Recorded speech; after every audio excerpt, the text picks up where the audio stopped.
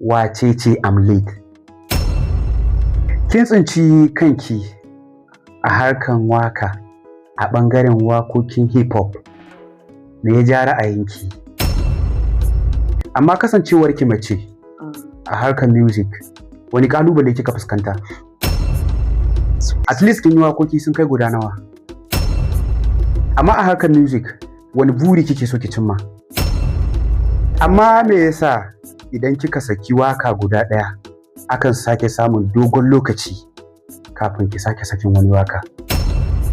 A ɓangaren waka akwai singing, akwai rap. Wani ɓangare kika fi ƙarfi? Yanzu a cikin kamar wasu basis naki da suka wuce, wani rap ne zai iya faɗo miki wanda zaki ɗan iya bamu koda layi 5 ne?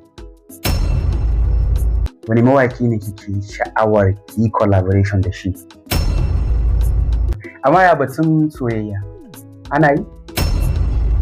Akwai yiwuwar aure ma kenan nan kusa ƙila. A cikin mawakanmu na hip hop, kina da saurayi a ciki?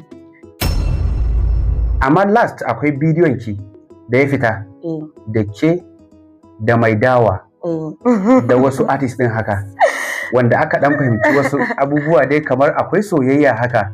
Me za ki ce akan wannan bidiyo? Amma a harkar music, waye ubangidanki? Wace iriyar gudunmawa kike ganin kamar wanda kika ambata a matsayin ubangidan naki ya baki a harkar music?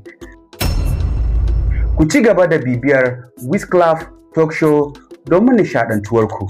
Wizclaff Talk Show na tare da ku.